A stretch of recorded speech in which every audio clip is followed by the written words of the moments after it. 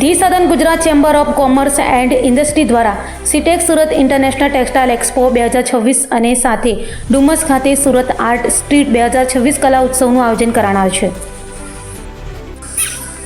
The સદન Gujarat chamber of commerce and industry અને સદન Gujarat chamber trade and industries development સેન્ટરના ઉપક્રમે આગામી 21, 22 અને 23 ફેબ્રુઆરી 2026ના રોજ સવારે 10 થી સાંજે 7 વાગ્યાના દરમિયાન સરથાણા સ્થિત Surat international exhibition and convention centre ખાતે ત્રિદિવસીય SITEX Surat international textile expo 2026નું આયોજન કરાયું છે। જે અંગે ચેમ્બર ઓફ કોમર્સના પ્રમુખ નિખિલ મદ્રાસે જણાવ્યું હતું કે આ પ્રદર્શન સીટેક્સ શ્રેણીનું 13મું અને એક જ વર્ષમાં બીજી વખત આયોજિત થનારું પ્રદર્શન છે। ચેમ્બરના અતિ મહત્વાકાંક્ષી આ પ્રદર્શનનો પ્રમુખ ઉદ્દેશ સુરતના ટેક્સટાઇલ ઉદ્યોગને વૈશ્વિક સ્તરે એક નવી દિશા અને ગતિ આપવાનો છે। ટેક્સટાઇલ ટેકનોલોજી એન્ડ મશીનરી માટે યોજાનાર આ એક્ઝિબિશનનો સીધો લાભ સુરતના વિકાસશીલ ટેક્સટાઇલ ઉદ્યોગને મળે છે। તો સાથે ચેમ્બરના ઉપપ્રમુખ અશોક જીરાવાલા, ચેમ્બરના તત્કાલીન પૂર્વ પ્રમુખ વિજય મેવાવાલા, ચેમ્બરના મંત્રી બીઝલ જરીવાલા અને ખજાનચી સીએ મિતિશ મોદી તથા કિરણ ઠુમ્મર અને સુરેશ પટેલ સહિતનાઓએ માહિતી આપી હતી। સાથે ડુમસ ખાતે યોજાનાર સુરત આર્ટ સ્ટ્રીટ 2026 કલા ઉત્સવ અંગે પણ પત્રકાર પરિષદમાં માહિતી આપવામાં આવી હતી। माननीय प्रधानमंत्री जी के विकसित भारत स्वप्न 2047 विकसित भारत स्वप्न को साकार करने के लिए हमें $14,000 पर कैपिटा लगभग 8 से 10 लाख रुपया पर कैपिटा इनकम तक पहुंचने के लिए प्रति वर्ष 12% ग्रोथ दर से बढ़ना होगा। और 12% ग्रोथ दर से बढ़ने के लिए आज ही प्रेस कॉन्फ्रेंस हमने सूरत में रखी कि कौन कौन सी ऐसी परियोजनाएं हैं, कौन कौन सी ऐसी राष्ट्रीय परियोजनाएं हैं जिनके सफलतापूर्वक और समयांतर्गत क्रियान्वयन से हम माननीय प्रधानमंत्री जी के लक्ष्य को प्राप्त करने में माननीय प्रधानमंत्री जी की मदद कर सकते हैं। जिसमें उदाहरण स्वरूप अगर गुजरात की पार तापी नर्मदा जो प्रोजेक्ट है, जिसमें करीब 1.5 लाख करोड़ लीटर पानी जो अरब सागर में व्यर्थ चला जा रहा है, उस योजना का अगर सफलतापूर्वक समयांतर्गत क्रियान्वयन हो जाता है तो गुजरात की 2.5 लाख हेक्टेयर जमीन की सिंचाई होगी।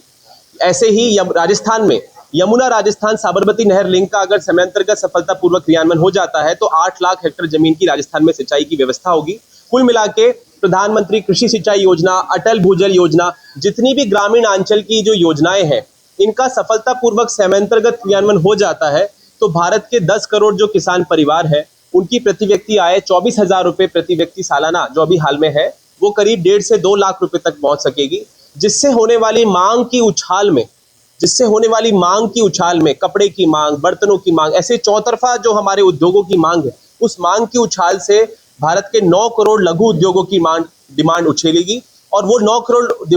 उद्योगों की डिमांड उछलने से हमारी जो जीडीपी विकास वृद्धि दर है वो 11 से 12% तक पहुंच पाएगी कि हम विकसित भारत स्वप्न को साकार कर सके। तो आज की प्रेस कॉन्फ्रेंस इसी विषय पर रखी गई कि कैसे जन जन में जागरूकता की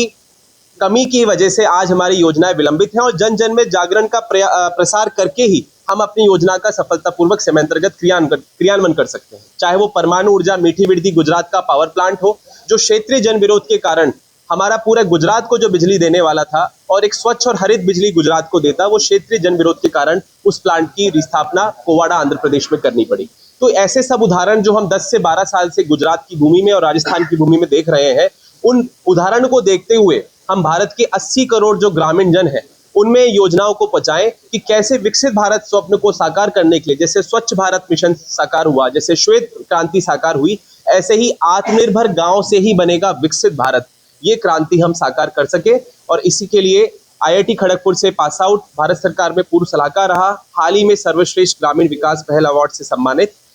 पूरे राष्ट्र स्तर पे जन जागरण अभियान लॉन्च किए हैं। जिसमें सूरत में भी, सूरत की पवित्र भूमि में जिसकी शुरुआत एक कुंड से हुई, जिस सूरत की भूमि को टेक्सटाइल हब के नाम से जाना जाता है, डायमंड हब के नाम से जाना जाता है, और सूरत के टेक्सटाइल इंडस्ट्री की 60% डिमांड गांव से आती है। तो कहीं ना कहीं हम समावेशी विकास के साथ साथ आर्थिक रूप में भी जुड़े हुए हैं, गांव से जुड़े हुए हैं कि सूरत का कपड़ा उद्योग 60% गांव पे टिका हुआ है। पर अगर आज भूजल के नीचे गिरने की वजह से गांव उजड़ जाते हैं,